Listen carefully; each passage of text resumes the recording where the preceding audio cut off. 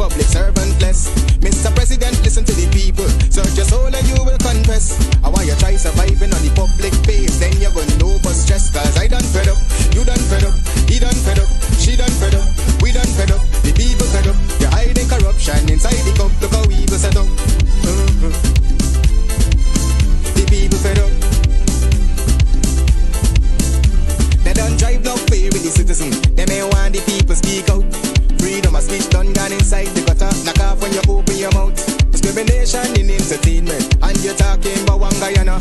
When the Ministry of Culture keep the big shows. One set of girls and banner. Cause I done fed up, you done fed up, he done fed up, she done fed up, we done fed up, the people fed up. You're hiding corruption inside the cup. Look how evil set up.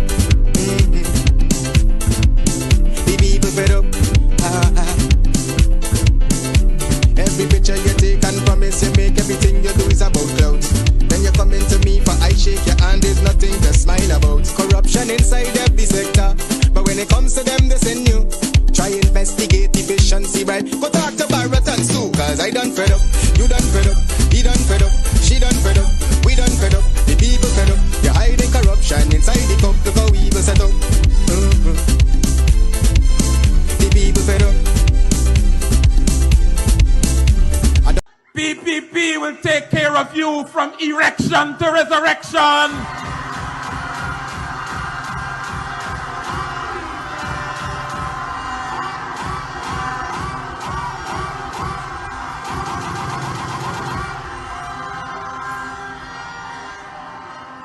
A quick one for you. And the last time I said that, somebody came up to me and said, man, you little bias. Erection is a man thing. What happened to the women? So I got a woman thing for you.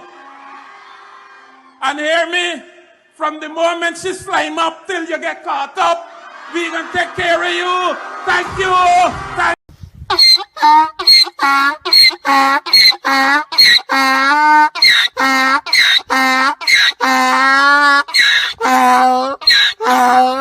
Oh, Jesus Christ, if cost of living double, I don't know what happened. A pound of sugar is $300 already. Flour, everything gone up. Everything just raising. You gotta get about $40,000 for buy good ration. You gotta get 3 man now. A weekend man, a monthly man, and a fortnight man. I can't take it no more. I can't take it no more. Can't take it no more.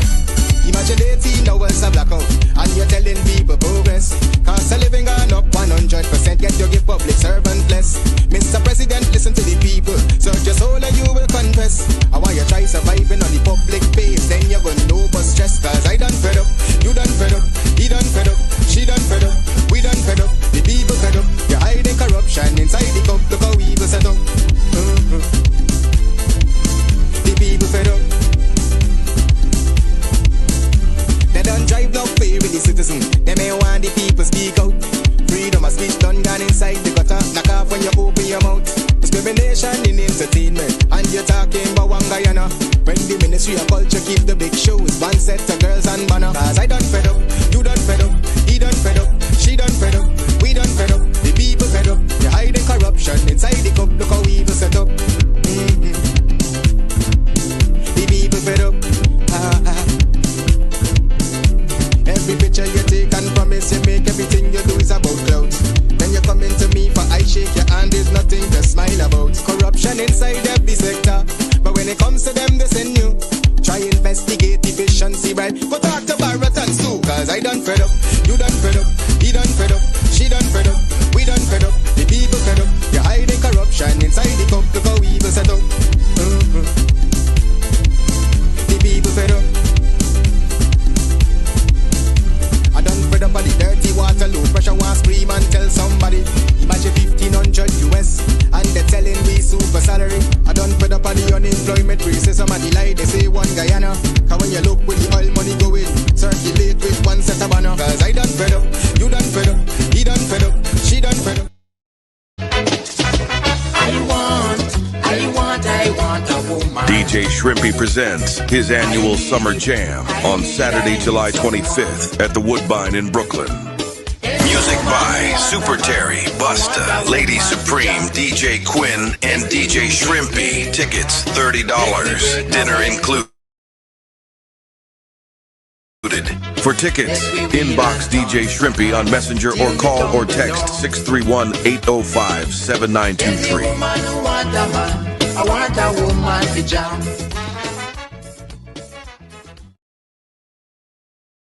PPP will take care of you from erection to resurrection.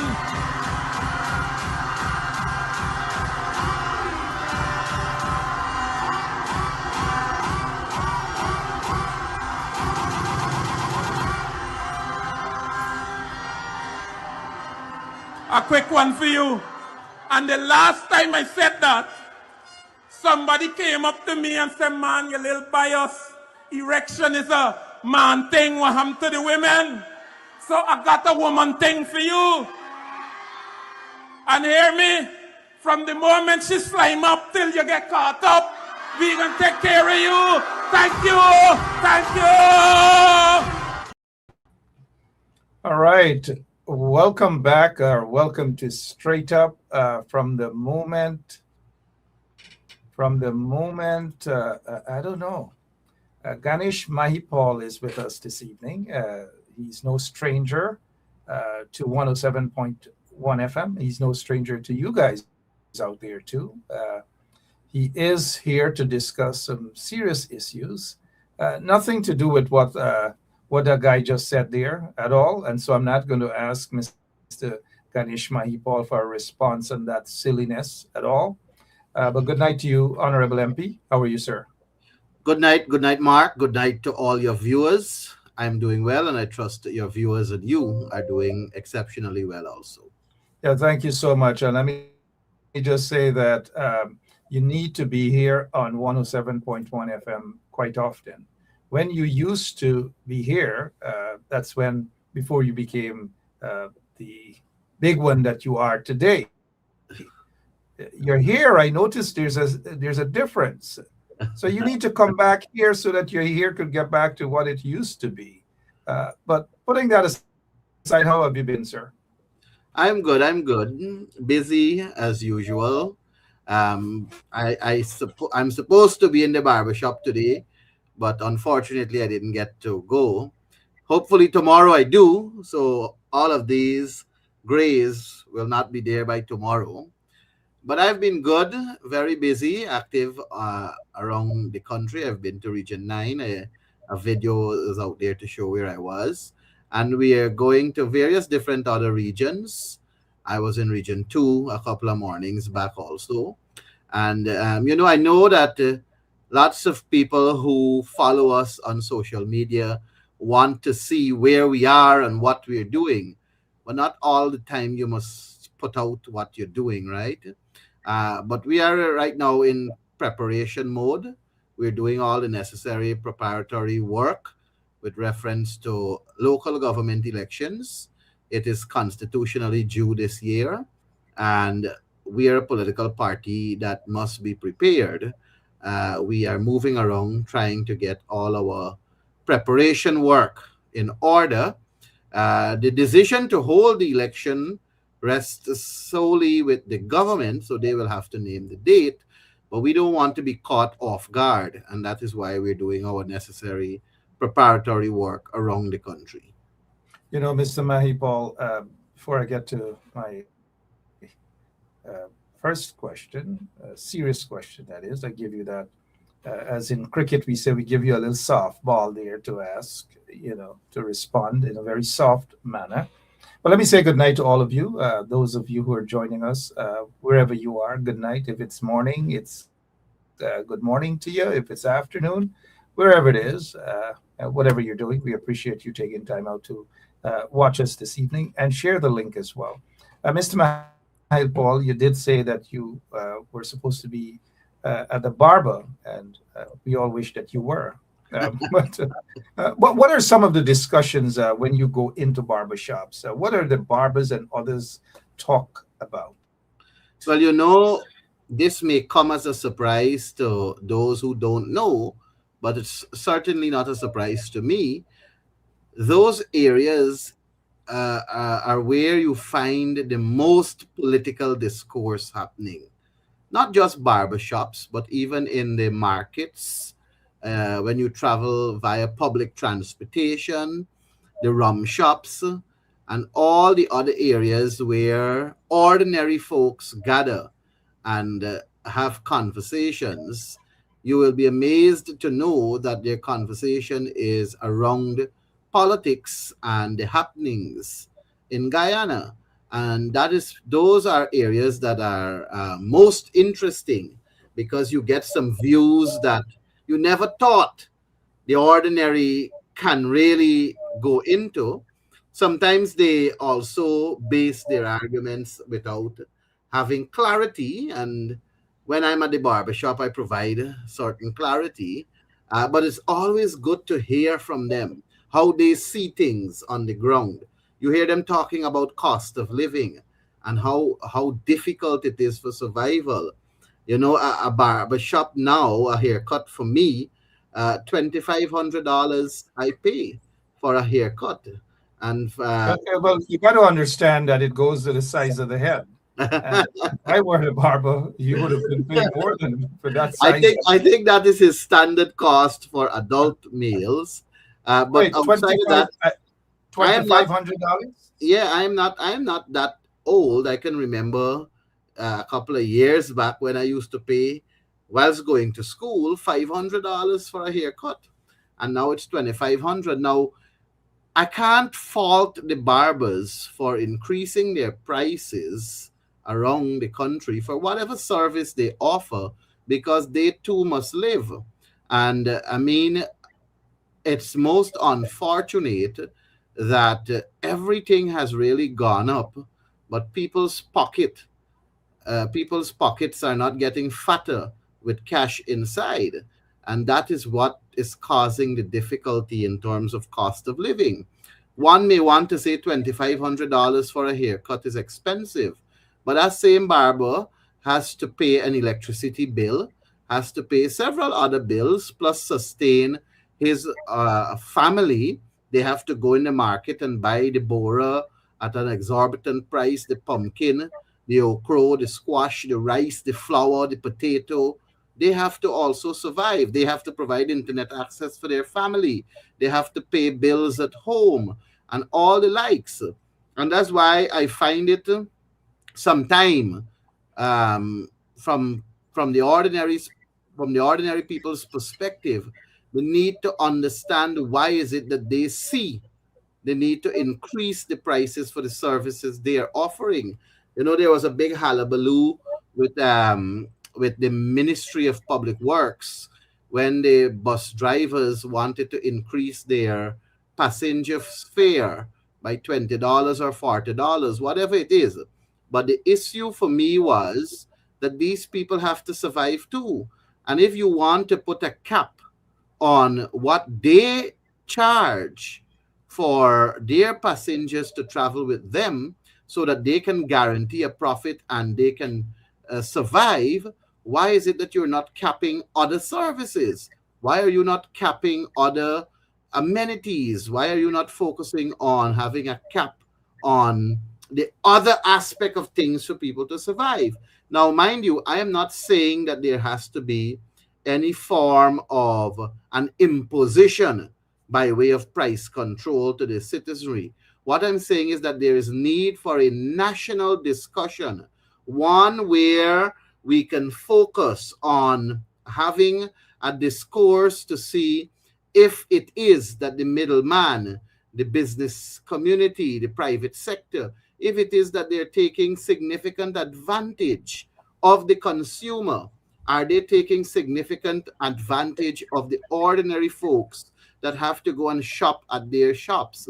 You know, sometimes it is so unfair to know that, and I'm going to give a simple example that is real that I encountered at Wakenham, where I used to reside. When fuel price went up, when gasoline and kerosene went up, and you go to the shop that is selling the gasoline and the kerosene, he will tell you that the price has gone up and you have to pay that price that went up by. So he sells you it at a more expensive price. And then there was a move to reduce the price because whatever caused the increase, action from the state led to it being reduced nationally or holistically or from the source. So one would expect the shop now to reduce its price. And when you go back to him for that reduction in price, his excuse is he has old stock. So because he has old stock, he is telling you that, you know what, he bought this that he's selling at that expensive price, and when it was reduced, he didn't buy back anything new, any new product. So he continued to sell for the increased price, and the consumers ended up feeling the brunt of it. He never reduced the price, so he continued with the high price. And who gets the heavy profit? Who gets the benefits significantly from that? The people who are selling the products. So there ought to be a discussion nationally, an action from government nationally to ensure that the consumers, the ordinary folks, are not hampered and punished by way of paying exorbitant prices, and the benefits only go to the middle and upper class, who are the people who are selling the products and selling the amenities and others to the ordinary consumers. I am going to use your program right now to call for a national discourse on this matter because it's very unfair. You can be at the national level and you're making policies and decisions that are expected to trickle down to the ordinary folks, but the business class, the private sector, the people who are delivering the service, they are not letting it go to the ordinary folks. Mark, I want to give you another example, and this is a one that is as recent as the other day that I found out. A security officer, a security guard at a government complex in Region 3. In fact, there are 613 security guards at the various government entities across Region 3. And they work for 8 hours a shift per day. And they are receiving 65,000 Guyana dollars a month. 65,000 Guyana dollars a month. Your viewers can do the calculation and see if 65,000 Guyana dollars is sufficient to take care of the basic needs, the basic necessities of a family. And most of these security guards are people who have their wives. Some of the ladies, they have their family and children, single mothers and so on, receiving $65,000 a month. Now, I believe the security company can pay more than that. Let me tell you why I say that. The security company was awarded a contract from central government to the tune of $1.445 billion for 12 months. $1.445 billion. That works out to at $702 per hour for a baton security guard and $1,035 for armed security guards. When one does the math, and mind you, of the 613 security guards, 9 are armed guards. 9 of them are armed guards, and 604 are baton guards. At $702 per hour with 8 hours shift, that company is receiving significantly more than $65,000 a month. Now, one has to take into account that the security company, after receiving the contract of $1.445 billion, they will have to incur certain additional expenses other than just paying the security guard. They may have to encounter or incur a costing for the uniform allowances that they have to get. They have to provide uniform. They have to provide checkers. to go around and verify that these security guards are working. They have to pay electricity bills. They have to do several other additional expenses. But when one works out and put an estimate to the amount of expense that the security guard company would go through, $65,000 a month is still a significantly low and unconscionable sum of money to pay your security guards. They can afford to pay a security guard at least $150,000 a month, at least, and still make millions of dollars in profit.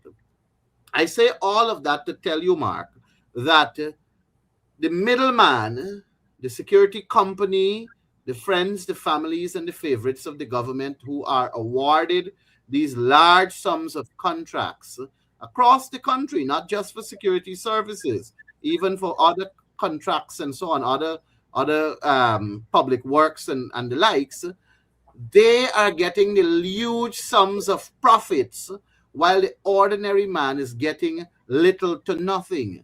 And $65,000 in current Guyana is little to nothing. I believe that national discourse has to happen where the ordinary folks can actually benefit and increase their livelihood to become something in society so that they can invest in their children, they can invest in their family, so that they can better provide for their family and they can get to move up in society, rather than for these businessmen, rather than for these private sector employees, private sector owners, rather than for them to hog all the profit for themselves and it not being trickled down to the ordinary Guyanese. That national discourse, for me, is something that must happen. Thank you so much. Honorable MP Ganesh Mahipal is with us this evening talking about the cost of living in Guyana and the exploitation of workers, mainly by some companies. He just mentioned a particular security firm that's paying the majority of their employees just slightly over $310 per month. Just imagine, you guys in the audience, having to maintain a family with $300 per month, whether in Guyana or outside of Guyana. Well, it's impossible in the United States of America. And just imagine that single mother with 4 children who now has to rely on 65,000 Guyana dollars, $300 per month. Just imagine what's happening in Guyana, oil-rich country. Mr. Mahipal, I'm sure that all of these things in terms of the awarding of the contract to the tune of close to $1.5 billion, tax-paying dollars, in the interest of transparency. I'm sure that company is no secret security firm. Do you mind naming that security firm, please? Yeah, I have no problem with that. I think it's Elite Protection and Service Inc. Elite. Who are the managing directors for that? I honestly don't know directly who are the managing. The name is Elite Protection Services Inc. I don't know who are the proprietors or managing director, but I will know. It's this information I'm sharing here is something that I just collected this morning. And in fact, the contract sum is $1.442954,908 billion. And is there any, not to cut you, Mr. MP, is there any evidence to show how long this company has been in existence? I can also get that information. Those are not difficult information to get. But as I said to you, it is my visit on the ground yesterday that caused me to be informed by security officers that are stationed at the Education Department of Region Number 3. And I confirmed it with security officers that are stationed at various secondary schools across the region and the health centers, that they verified to me that they're receiving $65,000 a month from this security firm. And that triggered me to do some investigation so that I can know directly and do the calculation also to know and understand directly what really is going on with this form.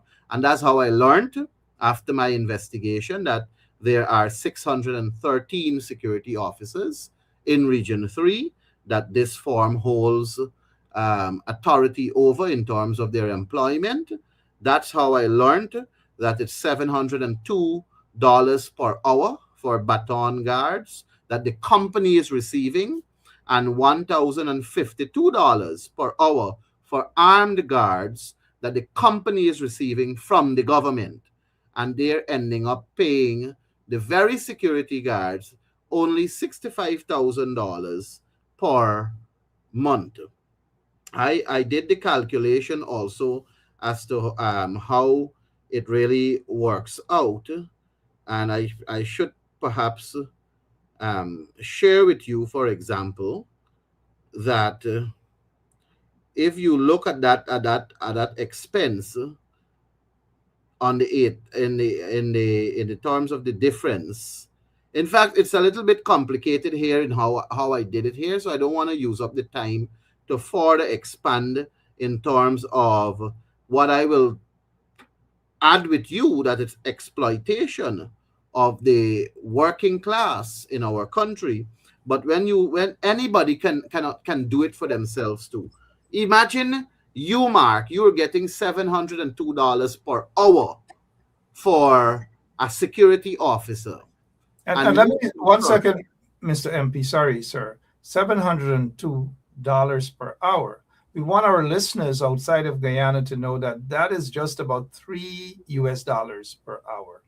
$3 or $3.50 US per hour. People are working for in oil-rich Guyana, billions upon billions. No, Mark. Let me just correct you there. Sure. The contract that the company is getting from the government is $702 per hour for a baton guard. Got you. Yeah. Right now at $700, I want people to understand this. At $702 per hour, there's 24 hours in a day. So for 1 day, that company is collecting from government $16,848 for 8 hours, for 24 hours, for 24 hours in a day at $702 per hour. That company is collecting $16,848. There's 365 days in a year. So if you multiply that by 365 now, that company is collecting $6,149,520 per year for three security, because the 24-hour that we catered for is 8-hour shifts per person. So there are 3 persons for 3 security officers that covers a 24-hour shift. That company is collecting $6,149,520. Let's write down that figure so that we understand it. $6,149,520. That is what the company, Mark, is collecting from the government for 3 security officers, because that's a 24-hour a day, 365 days costing. Now, this same company is paying the security officer $65,000 a month. And let's say we're talking about 3 security officers. So $65,000 a month multiplied by 3 is $195,000. And we're going to multiply that $195,000, which is for the month of 3 security officers, by 12, because 12 months make a year. And you get now a total of $2,340,000. So the company is giving to the security officer from its total of $6.149 million, 2.340 million. Now let's understand what is the difference. If the government is paying him $6,149,520 a year for 3 security officers, and he ends up paying that security officer 2 million, those 3 security officers $2,340,000, and you subtract that and you get the difference. The company now has in its possession $3,809,520. And from this $3,809,520, of course, the company will have some additional expenses like uniform for the 3 security officers, the batons for the 3 security officers. Some of them they pay NIS for, some they don't, especially those who are above the age for NIS contribution. And most of the security officers are sometimes ageable people who do not contribute to NIS. They will have electricity costs for their office, stationery, and the likes, but it will never accumulate to $3.8 million. The point I'm making is that this security company is making a significant profit, from government, and the ordinary people who they employ, who this company employ, is not getting that sum of money trickled down to them to improve their lives. That is how unfair it is in Guyana with this kind of mentality where you put huge sums of monies via contract to friends, families, and favorites, and it is not trickling down to the ordinary Guyanese. One of the things I would like to find out, especially about that company, is one, how long that company has been in existence, and who is the owner of that company. I know it's located somewhere in Cummings Street, that's Albertown. Cummings Street, Albertown. It would be interesting to know who the owner of that company is, and you can trace the money. That's not the only security firm. The guy who doesn't want to hang out with ordinary folks, 99% of his employees are ordinary employees. You can just imagine that he is also underpaying. Yeah. And that has been an allegation from that guy, Roshan Khan, who doesn't like to hang out with ordinary people, and he looks beyond ordinary, but that's another point. And so thank you so much for bringing that in terms of what, based on what you have said to us, Elite Protection Services, located in Cummings Street, Georgetown. As we move on, though, and many of you out there can understand what's happening in Guyana when you have a Minister of Labor who is more interested in going around and taking selfies and walking around Georgetown, whining and rolling in flooded water as a result of incompetent PPP regime. But look at this tennis roll, Mr. Mahipal. Tennis roll. According to the Village Voice, 1 tennis roll on credit. 1 tennis roll. People are crying out every single day, not just because of tennis roll, blackouts upon blackouts. I don't know. Honestly, Mr.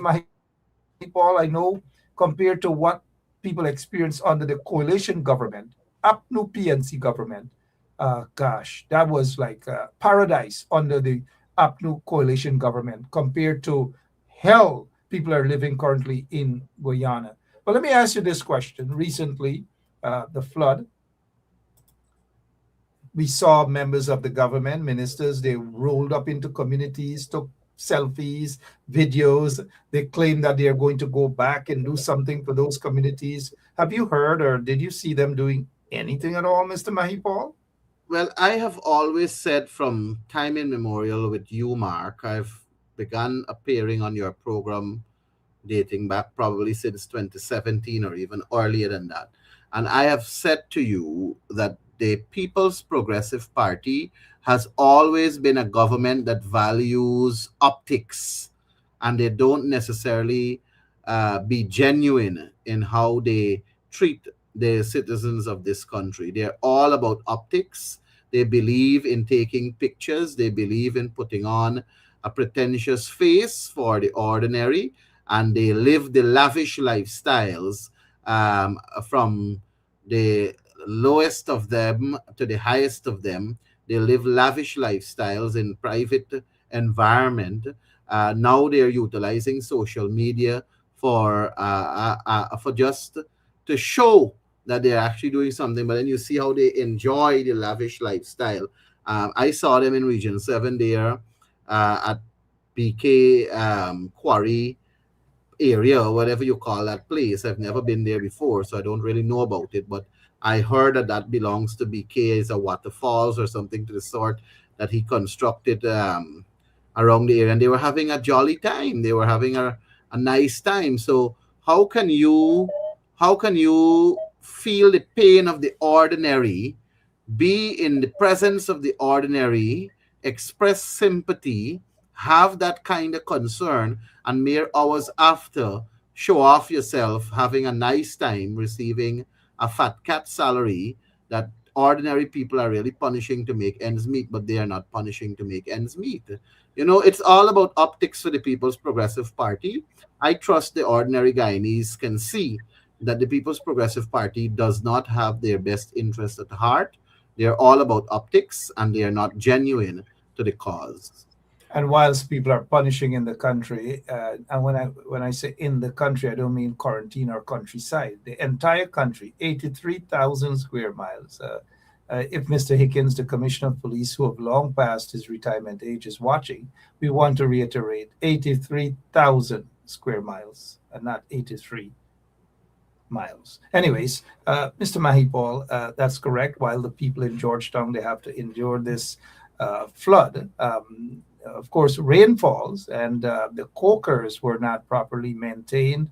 Drainage and irrigation, part of a responsible approach by the PPP regime, and so they're the ones that's responsible for the flood, for the most part, the flood in Georgetown. But nothing, no form of compensation to the people at all. And we did see that video that they were out in Region 7 sporting, winding up, drinking liquor, drinking rum, all sort of things. And this is what they love to do.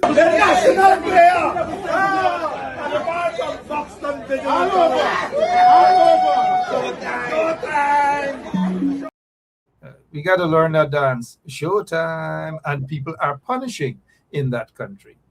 Let's move away. You know, before you move on, I heard you talking about GPL and blackouts just now. Sure. Perhaps I should let your viewers know that there is currently an ongoing dispute between the country, Guyana, and the power ship owners, the two power ships that came into the country to add power to our grid. There is a revelation, and that is that these power ships, their contract came to an end in May of this year, and it is subject to renewal, but the company is requesting an additional sum of money to increase their costing as they provide electricity to the grid of Guyana for us to have stable electricity. There is no update from the government. There is no update in terms of the renewal of the contract. There is no update on anything concerning these power ships. And it's like they're striking a secret deal or something of the sort that they wish for us not to know about. Well, I wish to inform your public that at Friday's Friday's Parliament, I intend to put a question to the minister, which is a question without notice, but the requirement for me to get that question in, I have to get the speaker's approval for that question to go through, and I have to also ensure that the question falls in the category of urgency and importance. I am going to write to the speaker, I am going to submit the question, and I'm going to ask him to consider the question as an oral question without notice for the Minister of Public Utilities and Aviation. I'm not optimistic that he is going to approve it, but I have to explore the option that is available at my disposal. And the question will also be sent to the press for them to see what is the question. If he doesn't deem it as urgent and of importance, then the people will have to judge who they have really elected to sit there as our government and be unfair in the way they dispense their duties. But if a question like that, where we know that GPL is not providing sufficient power to our nation, and we are faced with the need to ensure we have these two power ships to ensure stable electricity, because the gas to energy project seems to be giving some trouble and it's not coming on stream. It's only fair for us to treat it as important and urgent, because we need those two power ships to continue to provide the electricity, or else we will be faced with a lot of blackouts. And if that is not urgent and important, I hope that if the speaker does not rule in our favor for it to be urgent and important, that this next blackout affects him more than anybody else. Don't hold your breath on that. That the speaker I'm not. is going to I'm allow not. that. Yeah, certainly not. We already know. As we look at some of the comments there, we say goodnight to all of you who have just joined us. Could you imagine any one of you out there working for $3 or less than $3 per hour? Can you imagine living in Guyana and having to receive a salary of 65,000 Guyana dollars, which is just about 300 US, in an oil-rich country?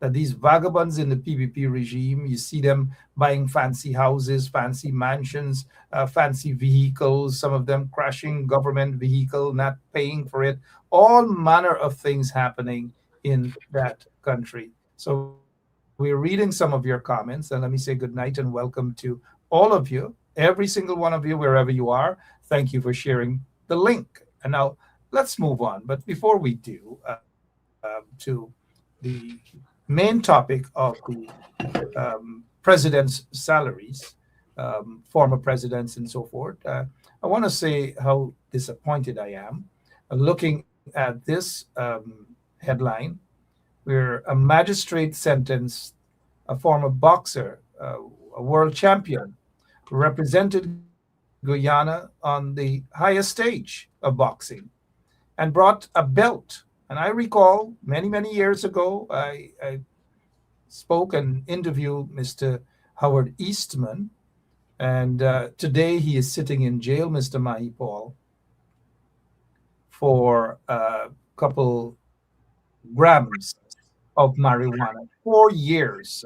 I spoke with a lawyer earlier, and I hope that he would be able to get an appeal and bail granted. If that lawyer doesn't, if we're not able to pursue that, I'm sure your party has a lot of lawyers, Mr. Mahipal. Outside of that, we heard Nandalal and the PPP, they jumped on the mountaintop in the 2020 elections and so forth, and they spoke about the legalization of certain amount of marijuana. And once you're caught with certain amount, you probably would be given community service or whatever. But it appears as though the smaller the amount of marijuana, just ensure that you are going to jail. But if you are caught with bags upon bags and pounds upon pounds, like some of those PPP supporters and their activists are caught with marijuana, bag full of marijuana, you don't get jail, you don't get lockup, you don't get nothing.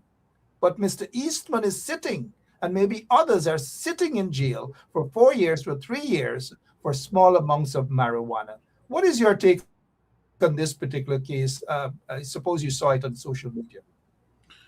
So I am going to speak not just on this case, but all the cases reference to small quantities of marijuana.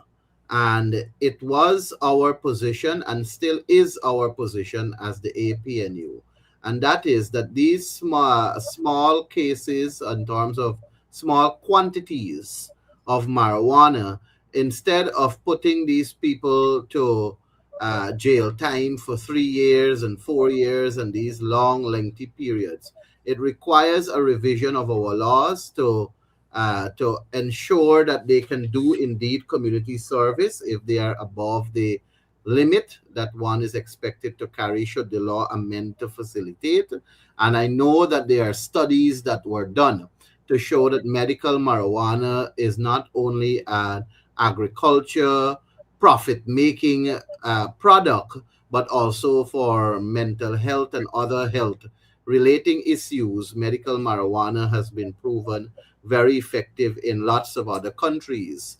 I believe, if I'm not mistaken, in Canada, you are allowed to have you are allowed to smoke, I think, up to 2 joints, if I'm not mistaken. I could be wrong, but I do know that in Canada, marijuana is legalized to an amount. In America, it's also for medical purposes legalized for an amount, not to be overused, not to be abused, and not to be used in the manner that one can consider as being abusive. So that is something that I think APNU has a position on. The PPP claims to have a position on it, but has not moved in the direction of ensuring it comes to fruition. And I'm sure the other political parties, we can all sit at the table and make a law.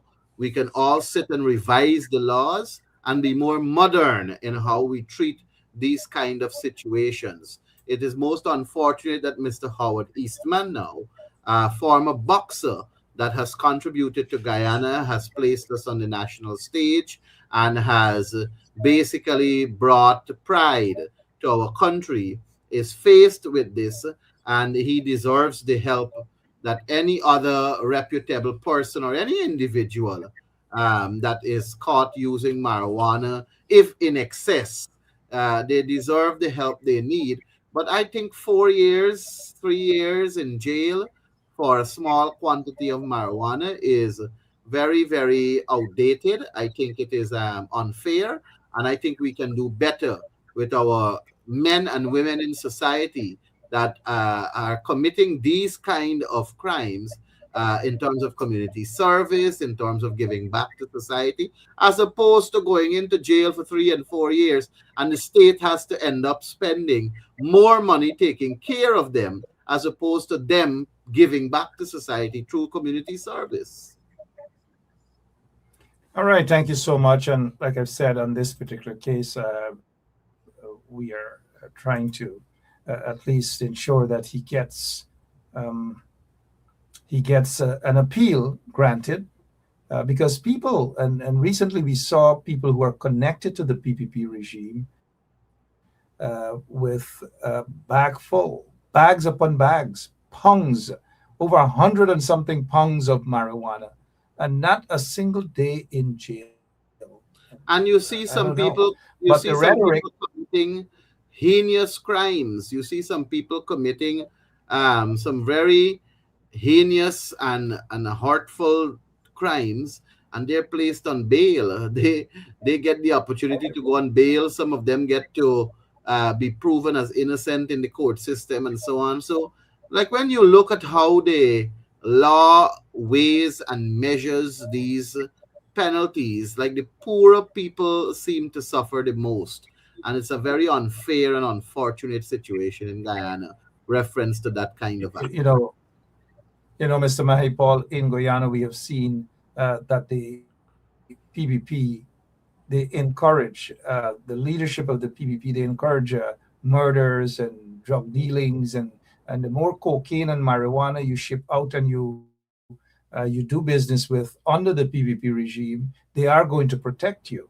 But a small man, so to speak, with couple grams of marijuana, they have to spend, and it doesn't matter the ethnicity of the individuals, they have to spend years upon years in jail, as we're seeing now. The 60th anniversary, I saw some comments on social media that under the coalition government, people for petty crimes were pardoned. But this corrupt government, they don't believe in pardoning folks, and do pardon me, mind you. They don't believe in pardoning folks because they know they protect their friends and families and so forth when they commit serious crimes in the country. And so they probably think there's no need to pardon anyone, especially the low-level offenders, the women who are currently in New Amsterdam prison for maybe some small crimes. Just let them go. But because we have an uncaring government, we have a corrupt government, and the more transactional. But this takes us now to the topic as we look at the time, Mr. Mahipal, the pension, the president's pension. The coalition did something to basically say that they would increase the president's pension or whatever. But the PBP regime is saying, no, no, no, no, no, no. They're making it appear as though they want to do something to save taxpayers' dollars. But you're the expert in this. You have done your research. Talk to us, please, Mr. MP. All right. So let me first of all provide some clarity. The President's Pension Bill is a separate, or the President's Pension Act is a separate law from former presidents' Benefits and Other Amenities Act. It's two separate acts. The former President Benefits and Other Amenities Act speak to a particular grouping of benefits that complement the pension. The Pension Act is a separate law. So a president's pension is 7/8 of the current president. So President Granger, for example, he is receiving 7/8 of whatever Irfan Ali is getting as president. That is what I want your viewers to first understand. And in fact, I should tell them what is Irfan's salary so that they will get a clearer understanding. Now, for the year 2026, in the budget book for Office of the President, the statutory wages and salary on the line item 6011, the sum there is $30,046,000. $30,046,000, that's for 12 months. You divide that by 12 and you get $2.5 million. $2.5 million. $2,503,833. That is the current president's salary. That's his salary alone. The pension of President Granger will be 7/8 of that, multiplied by 2,503,833. So President Granger, as his pension, is getting $2.2 million. That's his pension. So the sitting president, his salary is $2.5 million, and the pension of President Granger is $2.2 million. The pension of President Ramotar is $2.2 million. The pension of President Jagdeo is $2.2 million. The pension of President Sam Hines is $2.2 million. That's the pension. We now move to something separate. This is called the benefits and other amenities. So on top of that pension, they're entitled to benefits and other amenities. What are these benefits and other amenities? The benefits and other amenities include, and I'm going to read it here for you. A, payment in respect of the expenses incurred in the provision and use of water, electricity, and telephone services at the place of residence in Guyana. So on top of their pension, they are also entitled to water, electricity, and telephone services being paid for by the state at their place of residence in Guyana. They're also entitled to services of personnel and household staff, including an attendant and a gardener. They're entitled to services of clerical and technical staff if required. They're entitled to free medical attendance and medical treatment or reimbursement of medical expenses incurred by him for the medical attendance or treatment of himself and the dependent members of his family. He's also entitled to full-time personal security and services of the Presidential Guard Service at the place of residence. He's also entitled to the provision of motor vehicles owned and maintained by the state. He's also entitled to toll-free road transportation in Guyana, and also an annual vacation allowance equivalent to the cost of 2 first-class return airfares provided on the same basis as that granted to serving members of the judiciary. And he's entitled to, well, this is the one that the PPP had, a tax exemption status identical to that enjoyed by a serving president. So these amenities and benefits complement the pension. I want your viewership to understand the difference. The pension is one thing. The $2.2 million, you're getting that as solid cash. That's you own, Mr. President or Mr. Former President. And on top of that, you're getting all of these things that I read out. This was an act that was passed in 2009. 2009, Jagdeo assented to this act and he became the beneficiary of that. Sam Hines is also benefiting from it, and Ramutar is also benefiting from it. In 2012, the APNU AFC in the National Assembly, as the majority opposition, they moved a motion, and it was passed, for there to be a cap on these benefits. Because these benefits that I just read out, they are unlimited. So a former president can put air conditioning unit in the living room. He can put in all the bedrooms. He can put in the kitchen. He can put in the toilet. He could put in the veranda. All over the house he could put it. The state has to pay for that. That's before this amendment was done, right? The former president could leave on the pipe and let the water run as fast as possible, as frequent as possible. The state got to pay for it. The former president could sit down on his phone every day and every night and call anywhere he wants to call, and the state has to pay for it. That's what that law was saying. And that's the benefits that Jagdeo and the others got. The state was entitled to pay for all of these things. In 2012, the APNU said, you know what?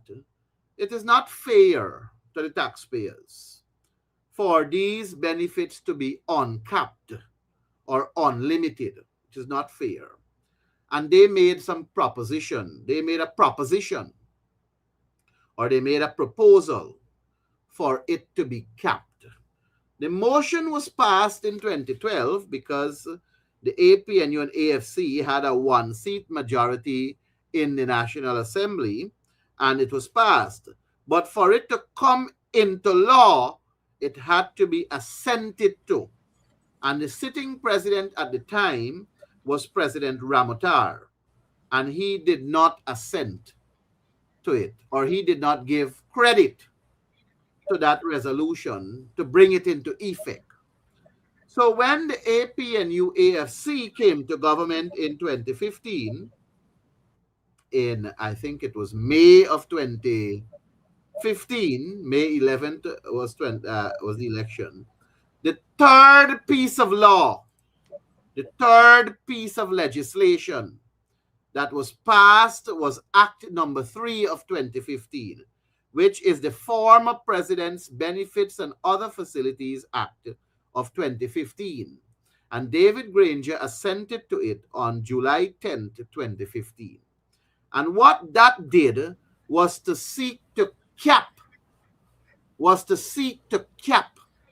the benefits that former presidents get. So as opposed to unlimited benefits such as unlimited electricity, unlimited water, unlimited telephone, unlimited vehicles, unlimited everything, the 2015 law passed by Granger's government was to cap the benefits. And what is it that it reads? If I may, Mark, it says, payment in respect of expenses incurred for the provision and use of water to the tune of $25,000 each month. $25,000 each month for the provision of water. That is not unreasonable, because my water bill comes to sometimes $10,000 and something dollars. So a former president getting $25,000 is not unreasonable. Electricity to the tune of $25,000 each month. Well, I can agree from 2015 to now, $25,000 may be too small, so we can look to increase that if needs be. But that is what it is right now. That's the law, $25,000 each month. Telephone, $25,000 each month at the person's habitual place of residence in Guyana. B, services of personal and household staff, including a gardener, provided that the total number of such staff shall not exceed 3 persons, including any member of staff who may be or on earned vacation or sick leave. C, services of clerical and technical staff not exceeding 3, if requested, retained for non-political purposes related to the status of former president or to any state-related task or assignment to the former president officially and for which no additional remuneration is payable. D, subject to a financial limit of $200,000 per annum, free medical attention and treatment or reimbursement of medical expenses incurred by a former president for himself and his children below the age of 18 years, the spouse of the former president, provided that the reimbursement shall not be given where any attention and treatment obtained abroad or at private health facilities in Guyana were available in Guyana at government's institutions. So, in other words, what I'm saying to you, Mark, and your viewers, APNU sought to cap the benefits and other amenities of a former president. Here in 2026 now, this People's Progressive Party is going to bring a piece of legislation to reverse or to repeal that 2015 Act and return it to what it was in 2009. And that is to let it be unlimited and uncapped. Our position in the APNU is that such a move is unconscionable. It is an eye-pass to the ordinary tax-paying, hardworking Guyanese. And it is opening the door for abuse of these freeness that they are entitled to. Don't get me wrong. We in the APNU believe that former presidents must live and enjoy certain benefits as dignified individuals who have served in the highest office of the land. We believe that they deserve to enjoy certain privileges. Mind you, they're already enjoying a pension package that currently stands at $2.2 million, and that increases with every increase that is given yearly to pensioners. So they do get that to grow. And additionally, all of these benefits, we believe it should be kept. Now, if the government wants us to revise the figures, like if they want an increase from $25,000 a month for electricity, then let's sit at the table, let's have a discussion, and let's increase it. I have no problem increasing $25,000 a month for electricity to probably $75,000 a month. That's not a bad figure for a former president. Or the water supply from $25,000 a month to $30,000 or $35,000 a month. Not a bad figure either for a former president. Or the telephone bill from $25,000 a month to $40,000 a month. Or instead of 2 first-class tickets yearly for vacation, you want 4 first-class. Fine. The point I am making is that we cannot leave these benefits and other amenities as unlimited and uncapped. You are opening the door for abuse. Now, let's assume President Irfan Ali, he comes out of office, he no longer is president, but he decides to get involved in business. He decides to go and open some contracting firm. Is it fair for him to benefit from tax exemption as a former president when all the other business companies are not benefiting from tax exemption? Is it fair for him to enter into a field where he enjoys presidential benefits, but because there is no cap on how these benefits are provided to him, he can go into the field of business, he can have a farm and sell chicken or sell beef or goat or sheep, whatever his farm has, and he uses his presidential benefit to further benefit in the field of business when there are several other people in the same field of business but do not get that as a luxury? Is that fair?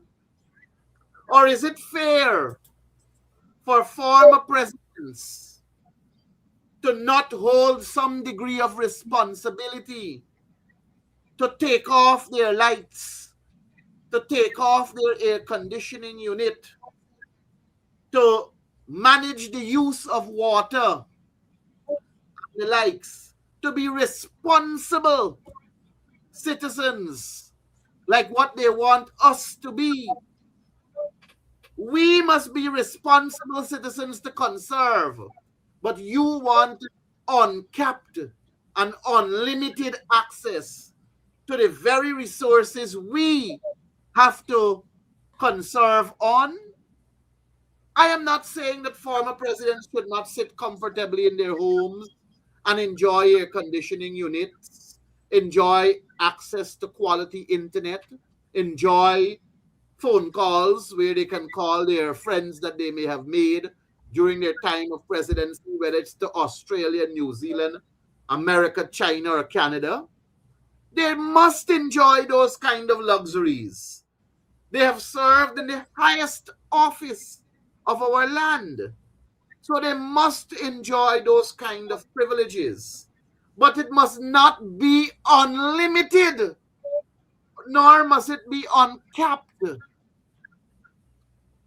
that is why I find it extraordinarily strange and unconscionable for the People's Progressive Party to be bringing such a bill to the National Assembly, hoping to give, and because they have the number, they are going to say that their number is greater so they can pass it. But the ordinary citizens of Guyana must pay attention to this. They must pay attention to what the People's Progressive Party want for their former presidents. Unlimited benefits and other amenities. And that cannot be fair to the ordinary tax-paying Guyanese. It cannot be fair to the ordinary hardworking Guyanese.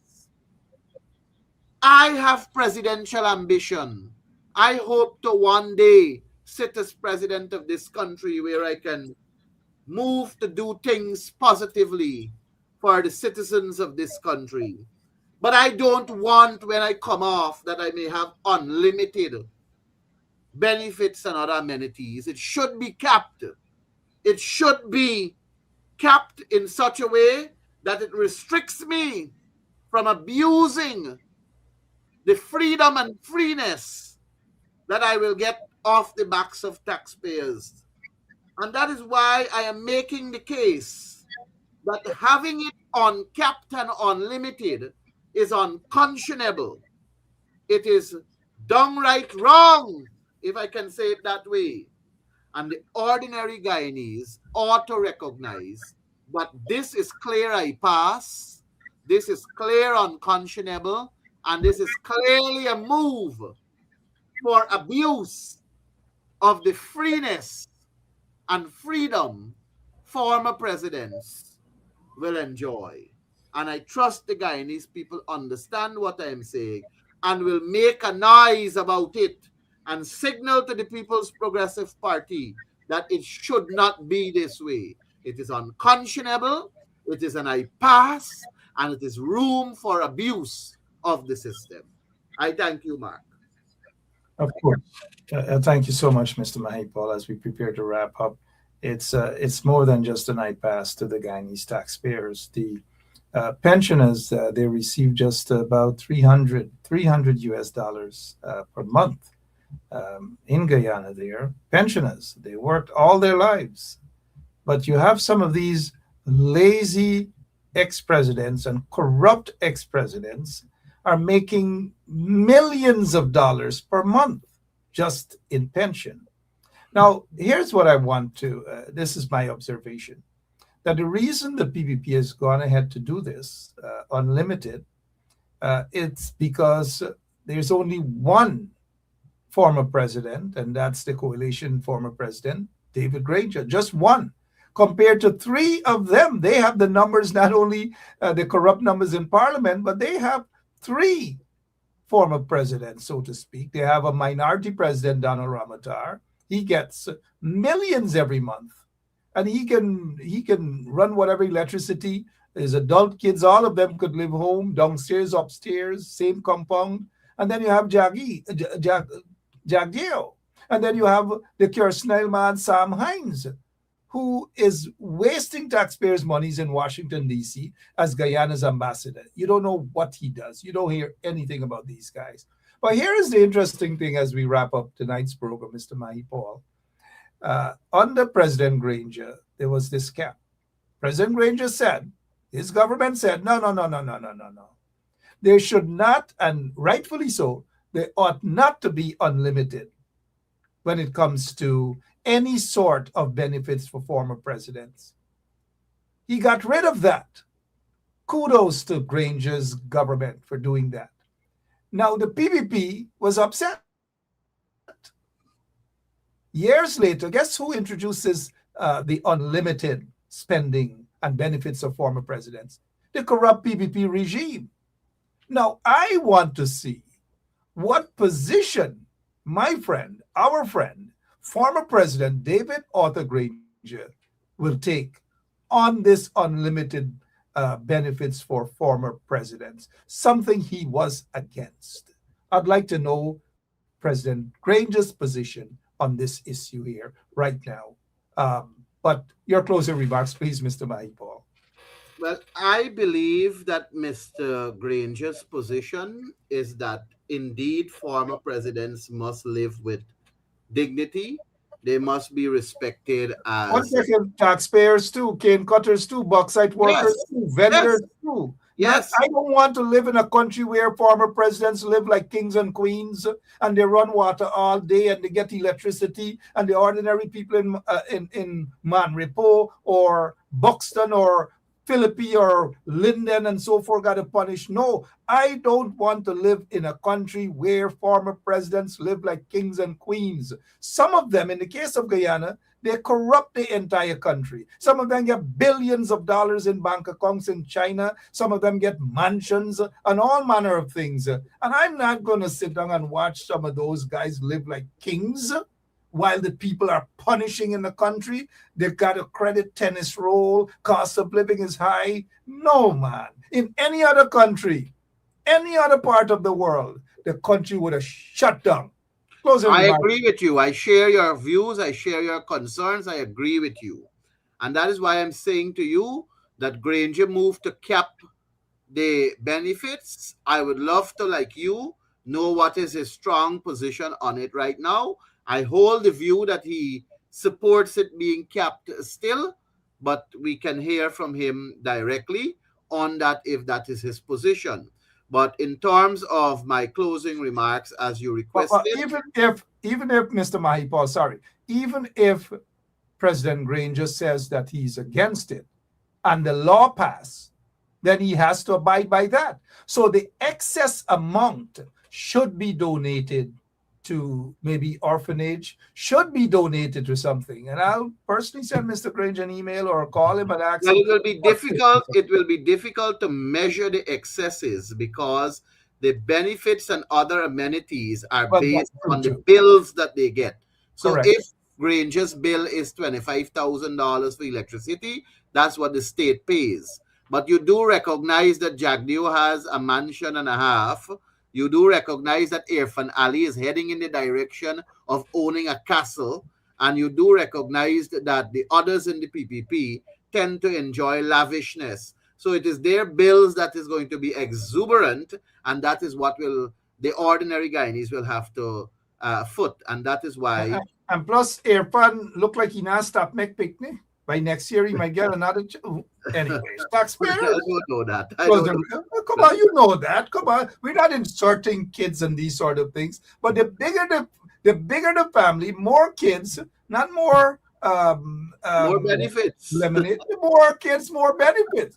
And so, don't be surprised if Mr. Irfan Ali rushes out tomorrow to start make more picnic. Who knows? Closing remarks, please, Mr. Mahipal. Well, thank you for having me on the program. I enjoy the opportunity to always be here to speak to you and your audience. And I have outlined what I believe is our position with reference to this bill that is coming to the National Assembly, reference to former presidents and their benefits and other amenities. I trust that the discussion will begin with your viewership first of all, and they will share their views so that it can be known to all. It is a bill that I still believe is an impasse to the ordinary people. It's unconscionable and it breeds for an abuse of the privileges. I hope that your viewership enjoyed the program, and I look forward to being here another time on another date. Thank you so much, Mr. Mahipal. As always, you guys continue to work in the different regions. Sometimes we need to see a little video, not videos where for just the optics, because we know when you guys go into the communities and you work, you don't pamperzette and just dump everything on social media. Like if it's a fashion show, I know when you guys go into the communities, you do hard work, meaningful work, work that really, really means well for the people. Not show business work, but real work. I trust you saw my video on Region 9 REO. And of course, I had Rayaz Rafiq, and that really upset the PPP, right? They came out in full attack mode. But I am little moved by that. As I keep telling people, I have thick skin. So they got to bring it on and bring it on better than that. But I will continue to expose, depose, and oppose actions that are unconscionable and hurtful to the people of Guyana. Thank you so much, Mr. Mahipal. Appreciate your time, and do get that haircut, please. Thank you. Tomorrow, I'm sure. Thank you. Have a pleasant Thank you, night. sir. Appreciate it. Yeah. And I'm sure that Mr. Mahipal is going to get that haircut, but you, the taxpayers, wouldn't be paying for that. But if Jack Deere goes to cut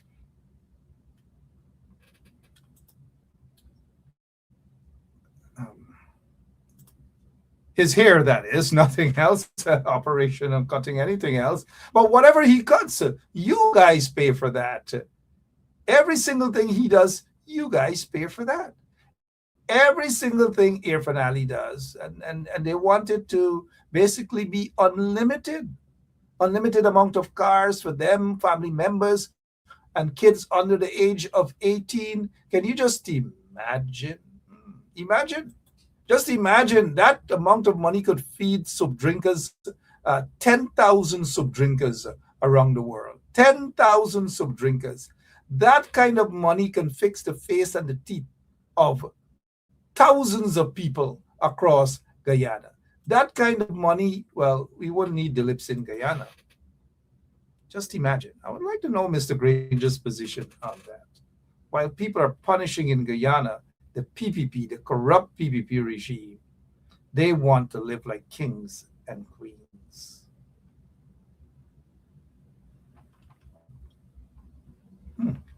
I'm out of here. I'll be back tomorrow, same place, same time, and we can give an update on the Indian nationals. I saw a couple of them today. They're still raising money to send them back to India. But the PPP working behind the scenes to twist the story around. But I'm glad that it's back out in the burn, so to speak. We'll be back tomorrow again, as always. Thank you all for your time. We appreciate you guys so much. And have a good night's rest. See you tomorrow. Same place, same time, right here on 107.1 FM. So long. I can't take it no more. I can't take it no more. Can't take it no more. Imagine 18 hours of blackout and you're telling people progress. Cost of living gone up 100%, yet you give public servant less. Mr. President, listen to the people. Search your soul and you will confess. And while you try surviving on the public face, then you're gonna need it. I want a woman. DJ Shrimpy presents his annual Summer Jam on Saturday, July 25th at the Woodbine in Brooklyn. Music by Super Terry, Busta, Lady Supreme, DJ Quinn, and DJ Shrimpy. Tickets $30. Dinner included. For tickets, inbox DJ Shrimpy on Messenger or call or text 631-805-7923. I want a woman to jam.